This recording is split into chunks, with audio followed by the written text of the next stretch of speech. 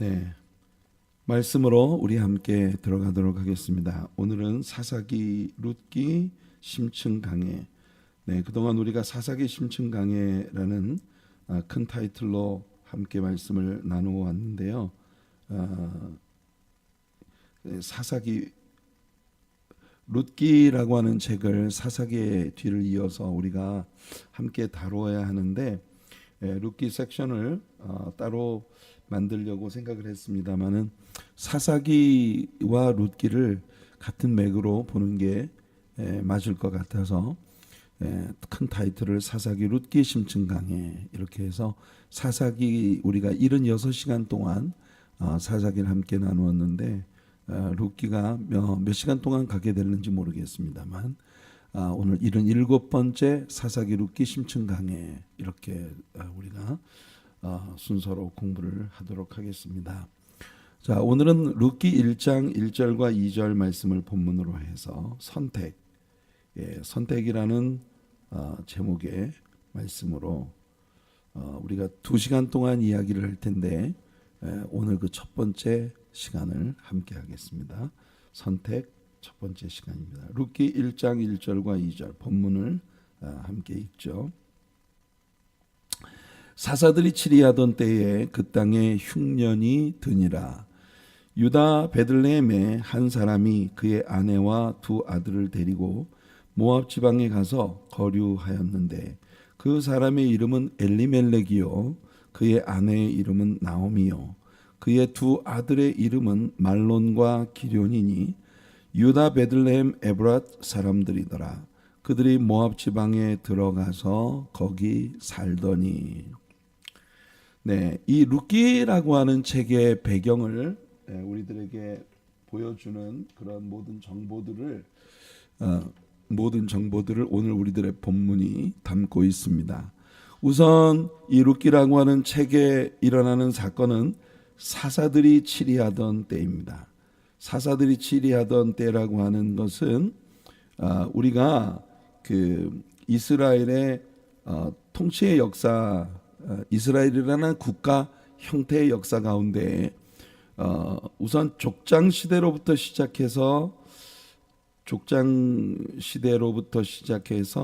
사사 시대까지 이 이스라엘의 국가의 통치 형태는 theocracy, 신정 통치 시대입니다.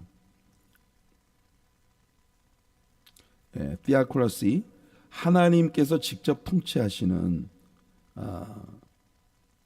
신정 통치, 그 하나님이 직접 통치하시는, 그러니까 하나님께서 어떤 대리자를 세우셔서 하나님께서 직접 왕이 되셔서 통치하시는 시대, 그 시대가 바로 신정 통치, theocracy라고 일컬어지는 바로 그런 시대인데요.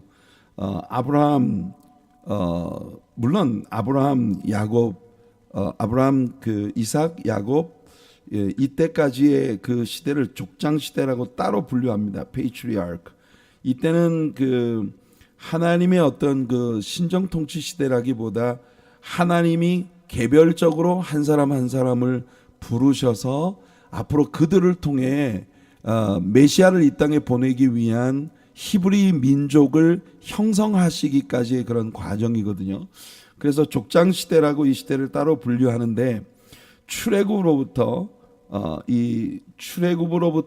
사사 시대에 이르기까지 이 시대는 하나님께서 모세라든지 여호수아라든지 혹은 사사 시대 안에 하나님께 쓰임을 받았던 여러 사사들, 그런 그 대리인들을 세우셔서 하나님께서 직접 통치하시는 그런 시대가 바로 theocracy, 이 신정 통치 시대예요. 그러니까 이 사사들이 치리하던 때라고 하는 것은 사사들은 왕이 아니거든요. 그렇기 때문에 하나님의 대리인으로서 하나님께서 세우신 딜리버럴, 구원자로서 이 사사들이 그 이스라엘 사람들을 재판하기도 하고 또 그 다스리는 그런 그 시대였습니다. 그래서 하나님의 대리인으로서, 그러니까 모세, 여호수아, 그다음에 사사들, 이런 그 하나님의 신정 통치 시대를 아직 살아가고 있는 그러나 이제 이스라엘 사람들이 사사기를 우리가 계속 심층 연구를 하면서 계속 이제 반복적으로 우리가 들어왔던 것처럼 이스라엘 사람들이 그들에게 벌어지고 있는 이 모든 종류의 문제들이 사실상 그들에게 왕이 없기 때문이다. 그들에게 왕이 없기 때문에 이 모든 일들이 벌어지는 것이다. 라고 계속 주장을 해왔다는 걸 우리가 이제 봤어요. 그래서 그들에게도 이방인들처럼 왕을 세워달라. 그래서 하나님 앞에 그 모나키, 왕정, 모나키, 이 왕정 통치 시대를 열어달라라고 하는 주장을 하나님께 가지고 오고 있는 그런 시대로 이제 우리가 갑니다. 그래서 사무엘이라고 하는 선지자 때에 사무엘은 마지막 사사예요. 사사 중에 마지막 사사이면서 또 그 왕의 옆에서 왕을 그 카운슬하는 왕의 모사가 되어주는 그런 그 선지자로서의 첫 번째 머리가 되는 인물이죠. 그 사무엘 때에 사울이라고 하는 왕을 하나님께서 세워주시면서 바로 이 모나키 왕정 통치 시대로 이제 접어 들어가게 되는 그런 정치 형태의 변화의 아주 중요한 길목에 바로 이 룻기라고 하는 책이 있는 것입니다. 사사들이 치리하던 때, 그러니까 아직도 하나님이 신정 통치를 하고 계시던 그 시대에 그 땅에 흉년이 드니라. 흉년이 들었다 했습니다. 어디가? 유다 베들레헴. 유다 베들레헴이라고 하는 땅에 흉년이 들었고 그 베들레헴 땅에 살고 있었던 한 사람이 나오는데 그 사람이 바로 엘리멜렉이라고 하는 인물이에요. 내일 아침에 우리가 다루게 되겠습니다만은 엘리멜렉이라는 이 이름은 엘 하나님이라는 말과 멜렉 킹 왕이라는 말이 합해서 되어진 말로 하나님이 나의 왕이시다 이런 의미입니다. 이 사람의 이름의 뜻은 하나님이 나의 왕이시다. 이건 왕이죠. 신정 통치 시대에 이스라엘의 현실을 우리들에게 보여주는 그런 이름이에요. 그러니까 이 엘리멜렉이라는 인물은 여러분 절대 가상 인물은 아니지만 이 사사 시대의 이스라엘 나라의 현실을 아주 적확하게 보여주는 그림으로 우리 앞에 등장하고 있는 그런 인물이다. 이렇게 우리가 말할 수 있겠습니다. 그 엘리멜렉이 그 아내의 이름은 나오미요. 그 두 아들의 이름은 말론과 기련이니 이 유다 베들레헴 에브랏 사람들이더라. 이 유다 베들레헴, 이 베들레헴이라고 하는 도성의 에브랏 지역의 사람인데 이 유대 땅 에브라다야 너는 유대 고을 중에 지극히 작은 고을이지만 너에게로부터 한 왕이 나오시는데 그의 근본은 태초의 상고엔이라 하면서 메시아가 바로 이 베들레헴의 에브랏 출신일 것을 이야기했어요. 그러니까 이제 다윗의 후손으로 이 땅에 오시는 메시아에 대한 미가 선지자의 예언을 제가 방금 인용해 드린 겁니다. 그래서 바로 이 베들레헴 에브랏이라고 하는 이 지역에 바로 엘리멜렉이라는 사람이 그 아내 나오미와 두 아들 말론과 기련과 함께 살아가고 있었는데 그들이 이 땅에 흉년이 드니까 흉년이 들자마자 바로 뭘 선택합니까? 모압 지방으로 내려가는 거예요. 모압으로 들어가서 거기에 살더니 옛날 개역한글 성경에는 거기에 거류하더니 이렇게 되어 있습니다. 그러니까 그 땅에 그 땅 영주권을 받고 상시 그곳에 거주할 목적으로 그 땅에 들어간 거예요. 거류인이 되기 위해서. 자, 이게 이제 오늘 우리들의 본문이에요. 제가 이 룻기라고 하는 책을 구속사적인 관점에서 처음으로 이해하게 되었던 계기가 제가 그 한국에서 북한선교원이라고 하는 곳에서 목회를 하고 있을 때 룻기라고 하는 책을 공부하기 위해서 그 워런 윌스비의 B 시리즈 가운데 이 룻기 강해를 제가 이렇게 접하게 됐어요. 그래서 그때 당시에는 제가 체계적으로 그 워런 윌스비의 말씀을 공부할 수 있는 찬스를 제가 갖게 된 거는 미국에 와서 척 스미스 목사님을 만난 이후의 일이지만 그 전에 제가 워런 위얼스비의 그 강해 설교 책자 가운데 B 시리즈라고 하는 그런 책이 한국에 한참 출판이 되고 있었는데 그때 그 워런 위얼스비의 룻기 강해를 제가 공부를 하면서 이 룻기라고 하는 책에 대한 구속사적인 뼈대와 이 구속사적인 그 룻기라는 책에 대한 해석을 접할 수 있는 아주 좋은 그 기회가 되었습니다. 그 워런 위얼스비가 그 책에서 여기 이 랄프 월도 에머슨이라고 하는 분의 이분은 그 미국의 시인이에요. 1980년 아니 1800년대 1860년도에 이 사람이 쓴 그 The Conduct of Life라고 하는 수필집에서 에세이집에서 이 워런 위얼스비가 인용을 했습니다. 그 B 시리즈라고 하는 책의 그 서두에 인용을 했는데 그가 한 말이 The efforts which we make to escape from our destiny only serve to lead us into it. 이 말은 이게 워런 위얼스비가 이 랄프 월도 에머슨이라고 하는 분의 이 시인의 말을 인용을 해서 이 룻기의 서두에 넣었던 거를 여러분들에게 제가 들려드립니다. The efforts which we make to escape from our destiny. 우리의 운명으로부터 도망을 탈출하기 위한 그런 우리의 모든 노력들은 오직 serve to lead us into it.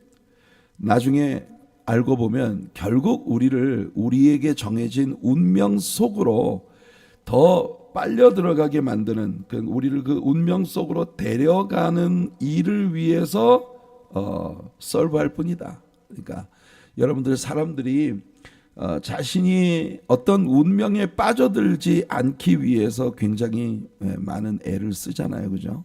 그런데 알고 보면 뒤에 가서 보면은 원래 내가 갔어야 되는 그런 운명 속으로 내가 열심히 도망친다고 애를 썼는데 우리의 그 모든 노력이 결국 우리를 그 운명 속에 빠뜨려 놓은 모습을 보게 된다.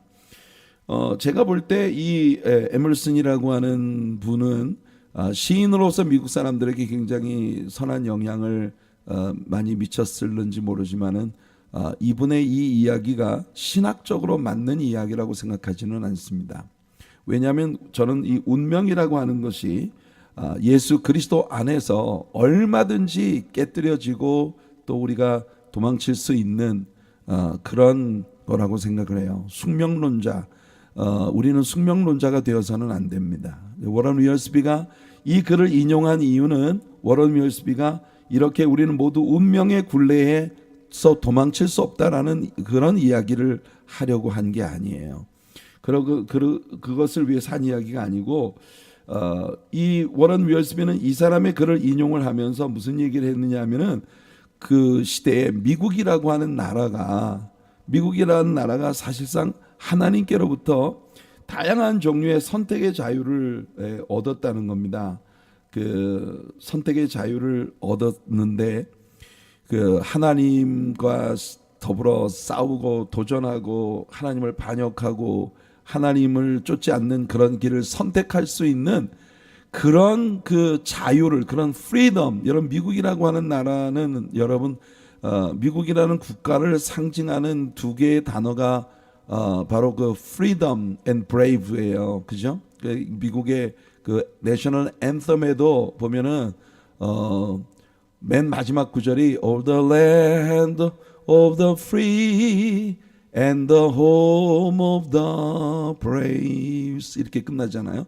그러니까 이 미국이라고 하는 이 국가의 그 내셔널 앤썸이 결론을 짓고 있는 게 이 미국이라고 하는 나라는 프리덤과 그 다음에 브레이브, 그 하나님을 믿는 그 믿음의 기치 아래에서 미국 사람들이 누리는 그런 용감함, 이게 미국이라는 국가를 이제 상징하는 그런 상징성을 가진 단어로 이렇게 보는데, 그러니까 이게 위얼스비는 미국은 정말 자유의 나라이기 때문에 그 미국 사람이 많은 자유를 구가하고 있다. 하나님을 믿을 자유, 하나님을 믿지 않을 자유, 하나님께 순복하거나 아니면 대적하거나, 또 하나님의 말씀을 순종하거나 아니면 하나님 말씀을 거역하거나, 그 자유 가운데에서 불행히도 이 미국이라는 나라가 선택해 온 길은 계속 하나님께 반역하고 하나님을 믿지 않고 하나님 말씀에 불순종하는 그런 길을 선택해 왔지만, 이 랄프 월도 에머슨이라고 하는 사람이 이야기한 것과 같이 결국 미국이라는 나라는 하나님의 손길로부터 도망칠 수가 없다. 왜냐하면 하나님은 미국이라는 나라가 부딪히고 있는 그런 모든 현실보다 크신 하나님이시기 때문에 그 모든 것보다 크신 하나님의 역사하심으로부터 도망칠 수 없다. 이게 워런 위얼스비가 하고자 하는 이야기입니다. 마치 에머슨이 그 데스티니로부터 도망칠 수 없다고 말을 했던 것처럼 우리는 하나님께서 선택하신 백성이기 때문에 하나님으로부터 도망칠 수 없다. 이걸 이야기하고자 이 일을 인용한 겁니다. 우리가 성경 말씀에 보면요, 시편 33편 11절에 여호와의 계획은 영원히 서고 그의 생각은 대대에 이르리로다. 하나님의 계획과 하나님의 생각대로 모든 일들이 이루어진다라고 하는 것을 이제 우리는 이 말씀 속에서 배울 수 있어요. 하나님의 계획대로 모든 일이 이루어진다. 이걸 우리는 뭐라고 얘기합니까? 섭리예요. 섭리. Providence. Providence를 우리는 믿어요. 하나님의 Providence. 이 Providence라고 하는 것은 우리의 삶에 우리에게 굉장히 다양한 종류의 선택의 여지들이 있지만, 그런 많은 선택들이 쌓여서 우리들이 결국 도달하게 되는 건 뭐냐? 하나님이 처음부터 계획하셨던 그의 섭리 가운데로 우리가 가는 것이다. 우리는 성경 가운데에서 우리가 섭리의 책이라고 부르는 책이 있잖아요, 그죠? 그게 뭐냐면 바로 에스더라고 하는 책입니다. 여러분이 에스더라는 인물은, 에스더라고 하는 책은요, 성경 가운데 하나님의 이름이 단 한 차례도 등장하지 않는, 성경의 66권 가운데 하나님의 이름이 한 번도 나오지 않는 그런 그 유일한 책이 바로 이 에스더라고 하는 책이에요. 그런데 이 에스더라고 하는 책의 흐름을 우리가 읽어볼 때에 에스더서의 모든 순간순간의 골목길마다 하나님의 손길이 미치지 않으신 곳이 없다라고 하는 걸 우리에게 보여주는 겁니다. 결국 하만이라는 자가 일어나서, 하만이라는 자가 일어난 것도 결국 사울 왕의 불순종 때문에 아말렉의 아각 족속을 살려두었고, 그 아각 족속의 후손 가운데에서 하만이라는 자가 나와서 이스라엘이 페르시아에 억류되어 있을 때에 그 페르시아의 제2의 실력자로, 수상궁의 제2의 실력자로 등극을 하면서 유대인들을 이 땅에서 완전히 쓸어버리려는 그런 계획을 세우죠. 근데 그런 계획 가운데에서 하나님께서 유대인들을 어떻게 지켜주셨는지를 보여주는 책이 바로 이 에스더라고 하는 책이거든요. 하나님의 이름이 한 차례도 등장하지 않지만 사실은 하나님이 단 1분 1초도 안 계신 적이 없으신 그래서 모든 역사가 인간이 일어나서 어떻게 그걸 바꾸려고 해도 결국은 하나님의 섭리 가운데로 이제 그 가게 된다는 걸 우리들에게 보여주는 그런 내용입니다. 그 다음에 다니엘서 4장 35절에서 다니엘도 땅의 모든 사람들을 없는 것 같이 여기시며 하늘의 군대에게, 이 하늘의 군대란 천군 천사들을 얘기합니다. 하늘의 군대에게든지 땅의 사람에게든지 그는 자기 뜻대로 행하시나니 그의 손을 금하든지 혹시 이르기를 내가 무엇을 하느냐고 할 자가 아무도 없도다. 그러니까 하나님께 대해서 하나님 도대체 뭘 하시는 겁니까? 하나님의 뜻을 거슬릴 수 있다고 심지어 왕이라 하더라도 하나님의 뜻을 거슬릴 수 있다고 생각하는 게 얼마나 어리석은 일인가 하는 걸 다니엘이 선언하고 있는 겁니다. 그 다음에 욥기 9장 4절에서 욥이 말합니다. 그는 마음이 지혜로우시고, 여러분 하나님의 섭리 안에는 있잖아요, 하나님의 지혜가 있어요. 그리고 힘이 강하시니 그를 거슬러 스스로 완악하게 행하고도 형통할 자가 누구이랴. 중요한 건 있잖아요, 여러분. 우리가 아까 그 에머슨이라고 하는 사람이 이야기한 것처럼 우리는 우리의 데스티니의 굴레를 벗어날 수 없다. 우리의 운명으로 굴레 씌워진 그 굴레를 벗어날 수 없다고 주장을 해서는 안 돼요. 왜 그러냐면 하나님께서는 우리들 모두에게 자유를 주셨고, 그 프리덤, 하나님이 주신 자유 안에서 우리 스스로가 선택을 하고 있기 때문입니다. 그러니까 어떤 사람도 하나님 앞에 나가서 하나님이 나를 택정하지 않으셨기 때문에, 하나님이 나를 택하지 않으셨기 때문에 나는 하나님을 믿을 수가 없었습니다, 이렇게 주장할 수가 없다는 거예요. 이 세상에 살고 있는 모든 인생들에게 하나님은 자유를 주셨고, 그 자유 안에서 하나님은 사람들이 누구나 스스로 선택할 수 있는 그런 선택의 권리를 주셨다는 거예요. 그게 성경이 우리들에게 보여주는 가르침입니다. 근데 결국 우리가 그걸 선택한 거예요. 어떤 사람을 하나님이 너는 처음부터 내가 선택하지 않았어, 그래서 사람들이 너에게 아무리 전도를 해도, 아무리 목사를 통해서 너에게 많은 걸 가르쳐 주어도 너는 끝끝내 그걸 선택하지 않을 수밖에 없었어, 이렇게 하나님은 누구에게도 말씀하지 않으신다는 겁니다. 왜냐하면 For God so loved the world, 하나님이 세상을 사랑하셔서 독생자를 주셨어요. He gave His only begotten Son. 하나님이 독생자를 주신 것은 오직 선택받은 사람들만을 위해서 주신 게 아니에요. 모든 사람이. 그렇기 때문에 뭐냐, whosoever이란 말이 뭐예요, 여러분? 누구든지. 우리 하나님께서 우리 모든 인생에게 그 하나님의 독생자를 주셨기 때문에, 그래서 whoever, 누구든지, 이 말씀은 우리들에게 어떤 특정한 선택된 사람만이 예수를 믿기로 결정할 수 있다는 게 아니에요. 모든 사람에게 자유를 주셨는데, 모든 사람들 중에서 누구든지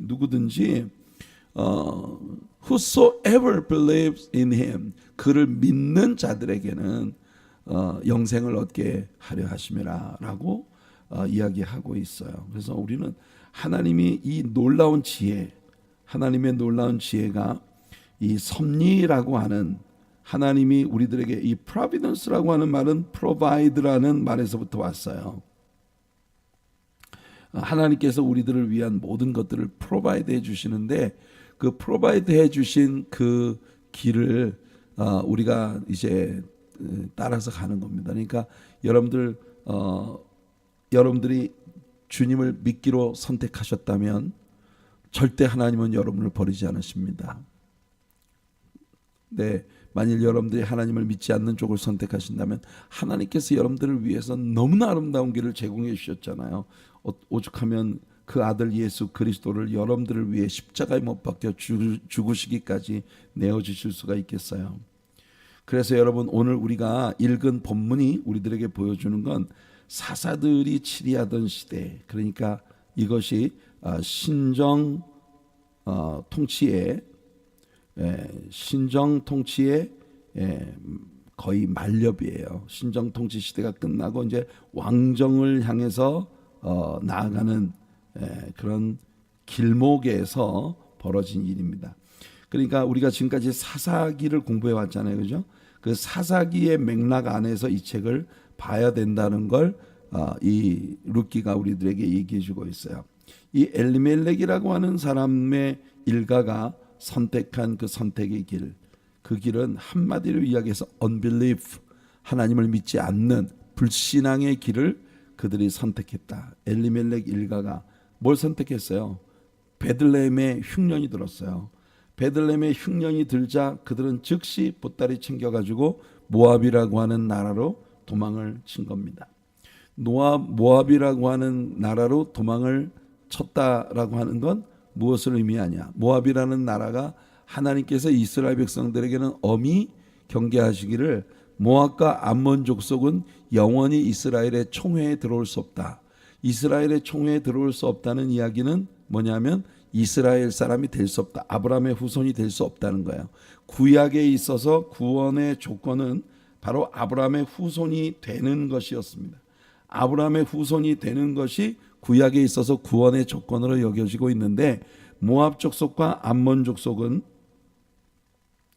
모압과 암몬 족속은 영원히 이스라엘에 들어올 수 없어요. 그러니까 이 모압 족속과 암몬 족속으로 태어났다는 것은 태어날 때부터 이미 구원 밖에서 태어났다. 그런데 제가 지금까지 여러분들에게 설명해 드린 것처럼, 그래서 우리는 그 숙명의 굴레를 벗어날 수 없다고 말할 수 없는 이유를 바로 이 모압 지방에서 태어난 룻이라고 하는 한 여인의 선택을 통해서 하나님이 모압 족속이라 하더라도, 하나님이 그 진노 중에 말씀하셨지만 모압 족속이라 하더라도 진실로 하나님을 믿고 순종하고 따르면 그녀에게 구원이 올 뿐만 아니라, 여러분, 구원이 그녀에게 올 뿐만 아니라 그녀가 예수 그리스도의 조상이 됩니다.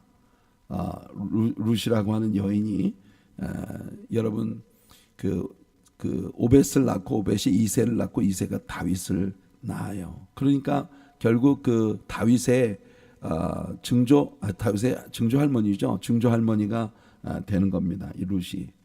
그러니까 이 책은 있잖아요. 굉장히 재미있는 하나님의 아주 유머가 담겨 있는 그런 그 내용입니다. 보세요. 사사기라고 하는 책은 있잖아요. 하나님의 존재로부터 도망친 사람들의 삶이 어떤 결과에 당도했느냐 하는 걸 우리에게 보여줬어요. 지금까지 그들의 왕 대신 하나님을 버리고, 그들의 왕 대신 하나님을 버리고 하나님께로부터 도망치는 쪽을 선택한 사람들이 결국 그들의 삶에 다가온 게 뭐예요? 전부 디비전, 분리와 나눔, 그리고 잔인함과 잔혹함, 배약과 배도, 내전, civil war. 이게 그 이스라엘이라는 국가가 40만 군대가 동원돼서 엄청난 같은 동족들끼리 서로를 죽이고, 심지어 12지파 가운데 한 지파를 이 땅에서 완전히 사라지게 할 뻔한 그런 위험천만한 지경까지 갈 정도로, 그래서 결국 이 이스라엘이라고 하는 하나님의 나라로 일컬어지는 이스라엘이라는 국가가 아주 최고의 그런 치욕과 humiliation, 아주 가장 낮은 자리, 그 이스라엘의 역사 가운데 아주 최악의 자리까지 빠져들었던 그런 모습을 우리에게 보여준 게 바로 사사기라는 책이거든요. 그 바로 사사 시대의 이 엘리멜렉 일가가 아주 티피컬한 그 전형적인 사사 시대의 인물들로서 그들이 내리는 선택을 우리들에게 보여준 거예요. 이 땅에 힘든 일이 왔어? 하나님께 묻지도 않고 따지지도 않고, 이걸 한국 사람들이 요즘 아묻다라고 하더라고요. 아묻다. 묻지도 말고 따지지도 말고, 아묻다. 묻지도 말고 따지지도 말고, 당장 보니 베들레헴은 금방 죽을 것 같은데 저 모압 지방은 막 풍년이에요. 그래서 야, 우리 모압으로 가자. 그래서 모압으로 보따리 싸갖고 당장 내려가는 거예요. 이런 선택을 한 게 바로 엘리멜렉 일가의 선택이니까, 여러분, 사사시대의 어두운 그림자, 하나님을 버린 이스라엘의 아주 티피컬한 그런 그 한 가정의 모습을 우리에게 보여주는 게 룻기의 시작이거든요. 그런데 사사기의 역사가요, 하나님을 버린 이스라엘을 조명하고 있는 책이었다면, 그러니까 사사기의 기록의 관점은 이스라엘의 선택이에요. 이스라엘의 선택. 이스라엘이 뭘 했나? 이스라엘이 한 그 행동, 그리고 그 결과가 어떤 것이었나? 그러니까 관점이 하나님을 저버린 이스라엘을 조명하는 책이 사사기라는 책이에요. 근데 동일한 사사기의 일이지만 그 하나님을 버린 이스라엘을 사랑하시는 하나님의 사랑의 관점에서 역사를 조명하는 책이 바로 룻기라고 하는 책입니다. 여러분, 굉장히 동일한 시대에 동일한 사람들을 비추고 있는데 사사기라고 하는 책은 이 하나님을 버린 인간의 관점에서 이스라엘의 역사를 조망하는 것이고, 그리고 룻기라는 책은 그 버려진 이스라엘을 다시 사랑으로 품으시는 하나님의 스토리를 담고 있는 게 바로 룻기라고 하는 책이다. 그래서 아까 제가 말씀드린 것처럼 누구예요? 워런 윌스비는 이 룻기라고 하는 책을 구속의 로망스라고 그렇게 부릅니다. 로망스 오브 리뎀션, 로망스 오브 리뎀션, 구속의 로망스라고 그렇게 불러요. 지금 이 책은요, 기근의 이야기로 시작을 합니다. 그런데 이 책의 끝에 가서 보면요, 엄청난 하나님의 풍요로 바뀌어져 있는 모든 그림을 우리는 봅니다. 기근 때문에 모압으로 도망을 쳤다가 모압에서 완전히 피폐하게 되어져서 정말 거의 거지꼴이 돼가지고 베들레헴으로 돌아왔는데, 그 베들레헴으로 돌아올 때 이스라엘 사람들이 그렇게 자존심을 가지고 있는 사람들인데, 이 룻기라고 하는 책이 여러분 그 이스라엘 사람들의 정경에 채택이 되어진다는 건 이건 성령의 강권적인 역사입니다. 여러분, 룻기라는 책은요, 이스라엘은 처절하게 실패했는데 그 실패한 이스라엘에게 묻어서 들어온 절대로 하나님의 백성이 될 수 없다는 룻이라고 하는 한 여인으로 말미암아 여러분 그녀를 비추는 하나님 예수 그리스도를 상징하는 보아스라고 하는 인물의 그늘 아래에서 그녀가 이스라엘 민족의 엄청난 축복을 가져오게 되었다는 걸 보여주는 거거든요. 이스라엘은 실패했고 이방인이 오히려 이스라엘의 복을 끌어들여 왔다. 이걸 보여주는 게 룻기라는 책이에요. 그래서 룻기라고 하는 책은 여러분 사사기는 하나님을 버린 이스라엘을 바라보는 이스라엘 사이드의 스토리입니다. 그러나 룻기라고 하는 책은요, 그 버려진 이스라엘, 상처받고 깨어지고 오늘 우리가 찬양한 것처럼 우리들에게 다가온 모든 고난과 역경과 시련들, 그 속에서 아주 처절하게 깨어져 버린 인간을 향한 하나님의 러브 스토리예요. 하나님의 러브 스토리. 예, 이게 룻기라는 책이에요.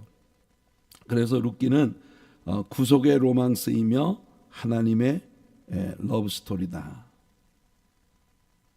예, 이렇게 우리가 큰 제목을 붙일 수 있는 그런 내용입니다. 기근이 변해서 추수의 풍요로움으로 바뀌어지는 그런 책. 본래 여러분 하나님이 엄히 선포하시는 하나님의 선포는 이게 맞아요. 스스로 속이지 말라. 하나님은 업신여김을 받지 아니하시나니 사람이 무엇으로 심든지 그대로 거두리라. 사람이 무엇으로 심든지 그대로 거두리라. 그래서 여러분 이 갈라디아서에서 바울이 이 이야기를 하고 있는 이유가 뭐냐? 갈라디아 사람들이요, 성령으로 시작했다가 육체로 마치려는 그런 모습을 보이고 있어요. 육체로 마치려는. 이 말은 무슨 말이냐면 바울이 가르쳤던 하나님의 말씀 위주의 죄송합니다. 하나님이 그들에게 주신 말씀, 바울을 통해서 가르쳤던 말씀 위주의 신앙생활을 하다가 바울이 떠난 뒤에 그들에게 들어온 유대 율법주의자들, 이 율법주의자들의 영향 아래에서 이 율법주의자들이 이 갈라디아 사람들이 자유함 가운데 가지고 있었던 기독교 신앙을 다시 유대 율법주의의 엄한 어떤 그 규칙과 계율에 해당되어지는 종교로 뒤바꿔 놓은, 그래서 여러분 이 하나님의 페이버를 얻어보기 위해서 정말 그 율법에 짓눌려서 아주 엉망이 되어버린 갈라디아 사람들의 모습을 보며 사람이 이 인간이 할 수 있는 일은, 그래서 육체는요 열매라고 말하지 않고 일이라고 말합니다. 육체의 일은 현저하니, 인간이 아무리 발버둥을 치며 잘해보겠다고 노력을 해도 결국 인간의 능력으로 귀착되어지는 것은 어디냐? 전부 육체의 정욕과 이생의 자랑과 안목의 정욕, 해당되어지는 모든 일들이에요. 원수 맺고 당 짓고 우상 숭배하고 술수 맺고 수근수근하고 배약하고 무정하고 부패하고 육체의 정욕을 따라서 살아가는 그런 모든 육체의 열매, 이걸 인간의 힘으로 할 수 있는 일은 바로 이런 것밖에 없다. 그러니까 심는 대로 거두는 거예요. 심는. 근데 우리가 솔직히 말해서 하나님 앞에서 우리 인생에서 내가 심은 게 뭐예요? 우리가 심은 것들을 보면 전부 죄악된 본성 속에서 있는 것을 심었어요. 그런데 사실은 이 갈라디아서에서 바울이 가르쳐주는 이야기가 뭐냐면 육체로 뭘 하려고 하지 말고 하나님의 성령의 능력으로 해라.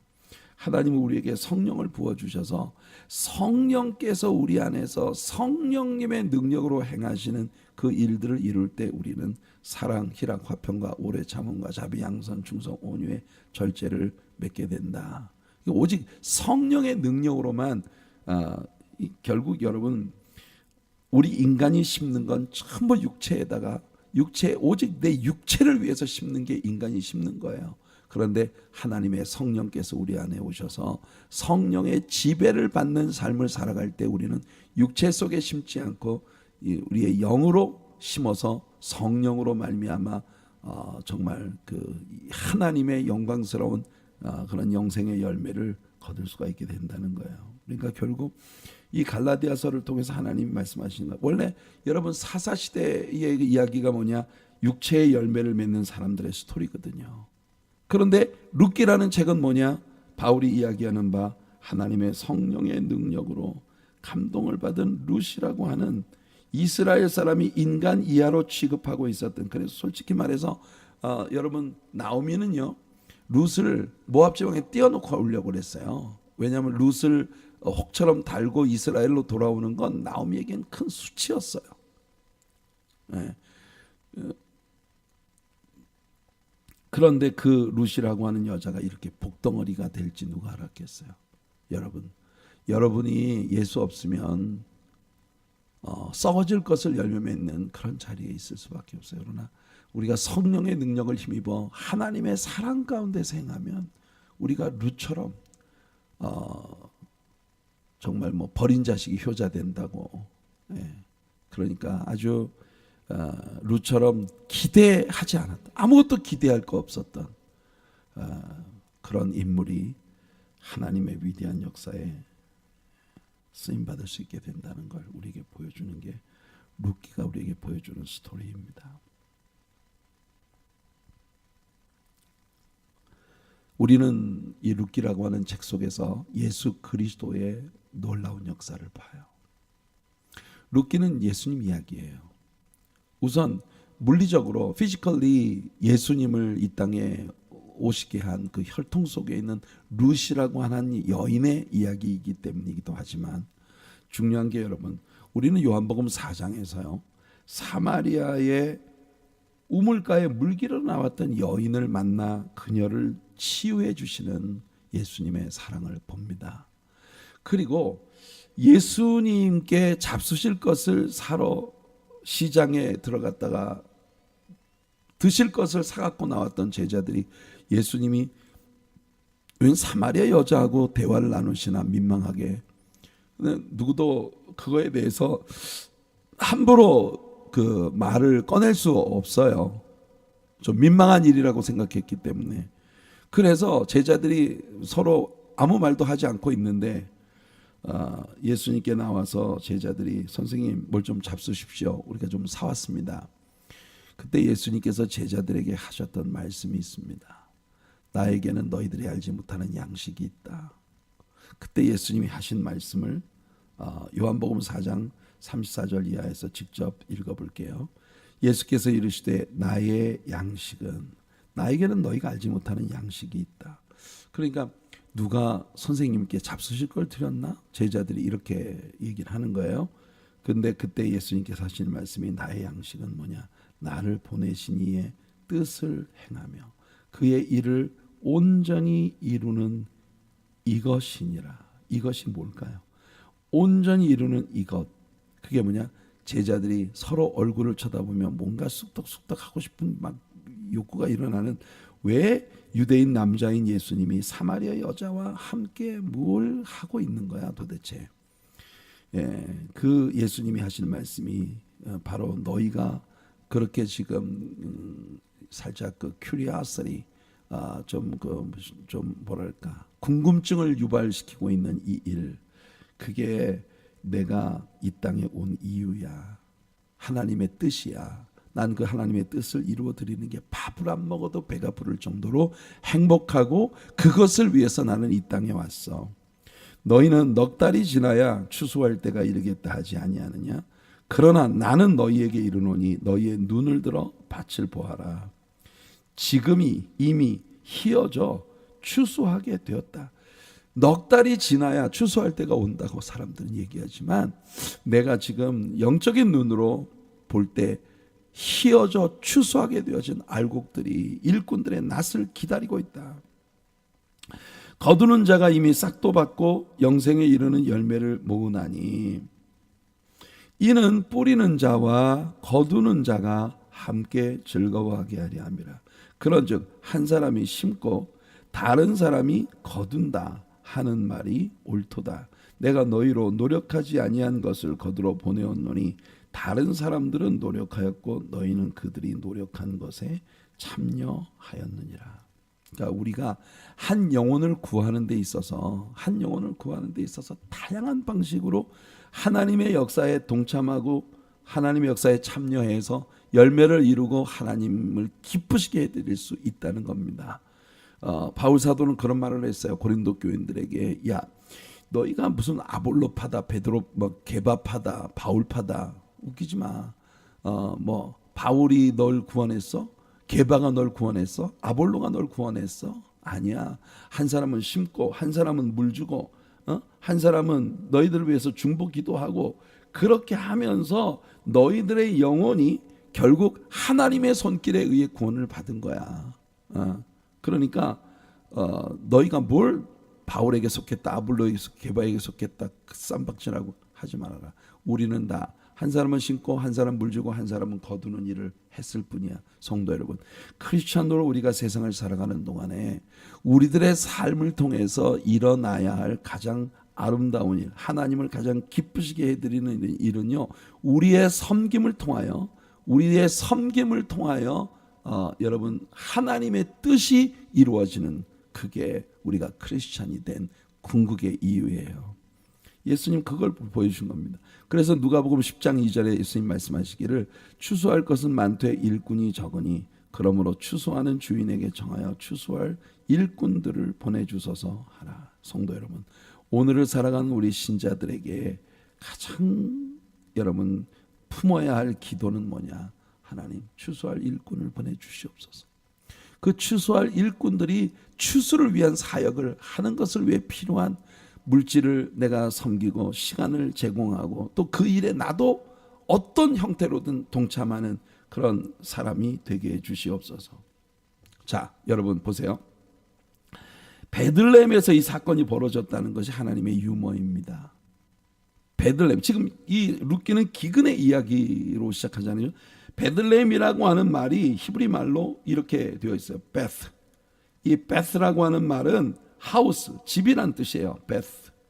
그리고 레헴이라고 하는 말은 브레드, 푸드 이런 의미를 갖고 있습니다. 그러니까 베슬레헴이라고 하는 이 도시의 이름은요, 그 자체가 뭐냐?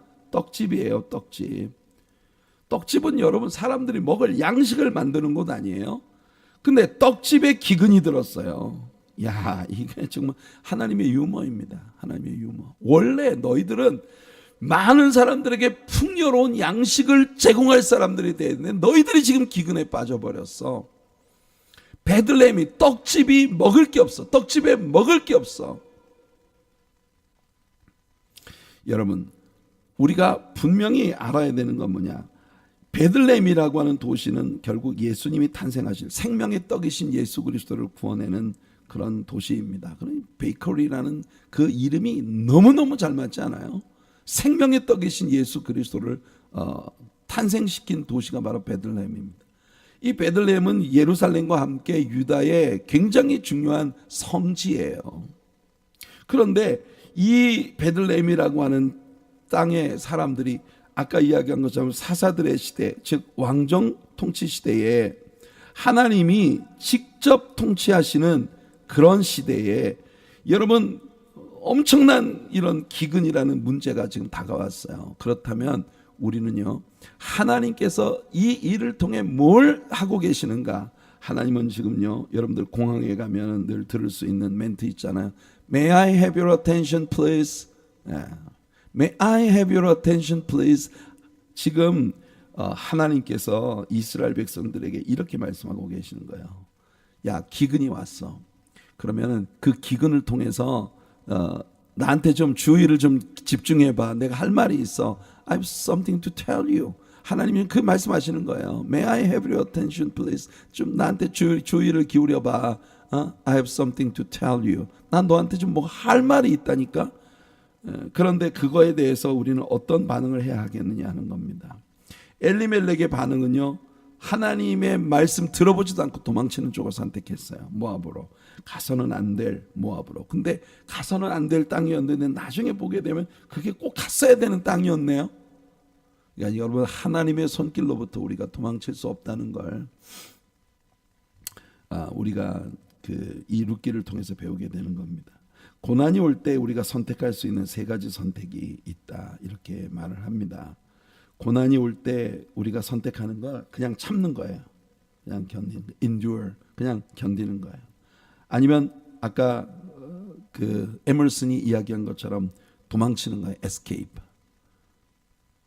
그러나 하나님을 믿는 성도들에게 원하시는 반응은 뭐냐?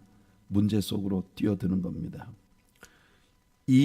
나로 하여금 이 바다를 걷게 하실 것이다. 이 바다가 갈라지든지 아니면 내가 그 위를 걷든지, 고난이 올 때 그 속에 들어가 무조건 참고 견디는 건 뭐냐면은 고난의 종이 되는 거예요. 고난이 내 삶의 마스터가 되는 거예요. 그래서 우리의 삶은 끊임없는 패배의식, 끊임없는 고통과 아픔에 짓눌려 사는 겁니다. 고난으로부터 도망을 치는 건요, 당장은 고난으로부터 시원하게 도망갈 수 있을지 모르지만 결국은 그 고난을 통해 하나님이 의도하셨던 purpose, 하나님의 목적은 아무것도 이룰 수가 없다. 우리가 만일 이 고난 속으로 뛰어들어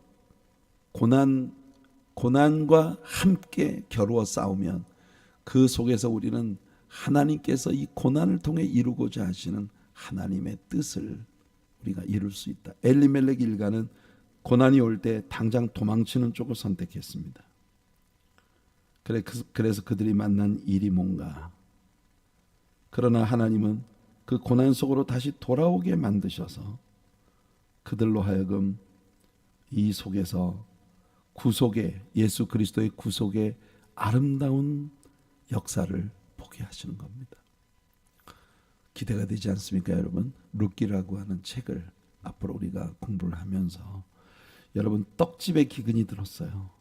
참, 그게 오늘 우리가 살아가는 이 시대입니다. 미국이라는 나라는 하나님을 잘 믿을 자유를 위해 세운 나라예요. In God we trust. 미국이라는 나라의 모든 근간 속에는 우리는 하나님을 믿습니다라는 게 뿌리 깊이 새겨져 있었던 그런 나라인데, 그런 나라가 지금 모든 빛을 다 잃어버리고 있습니다. 성도 여러분, 룻기라고 하는 책은 정말 여러분들이 기대하셔도 좋은 그런 책이에요. 트루 바이블 공부를 하면서 많은 이야기들을 같이 나누었지만, 이 심층 연구를 하면서 여러분들이 룻기라는 책을 정말 단어 하나하나를 뜯어놓고 보면서 그 속에서 예수 그리스도를 선명하게 발견하는 스릴 넘치는 은혜의 시간이 될 거라고 기대합니다. 여러분, 내일 계속하도록 하겠습니다. 오늘 우리들의 적용 말씀, 그래요. 결국 하나님을 사랑하는 자, 곧 그의 뜻대로 부르심을 입은 자들에게는 모든 것이 합력하여 선을 이루느니라. 오늘 우리의 적용 말씀은 여호수아 1장 8절입니다. 선택이에요. 여호수아에게 이 율법책을 내 입에서 떠나지 말게 하며 주야로 그것을 묵상하여 그 안에 기록된 대로 다 지켜 행하라. 그리하면 내 길이 평탄하게 될 것이며 내가 형통하리라. 우리는 끊임없이 배웁니다. 우리가 율법적 완전성을 가질 수는 없지만 끊임없이 하나님 말씀을 묵상하고 배우고 그리고 그 말씀을 내 삶에 적용하는 그런 하나님과의 교제에서 깨어있는 그런 삶을 선택한다면 하나님이 너를 책임져 주신다. 우리 내일 계속하도록 하겠습니다. 은혜가 풍성하신 우리 하나님 아버지 감사합니다.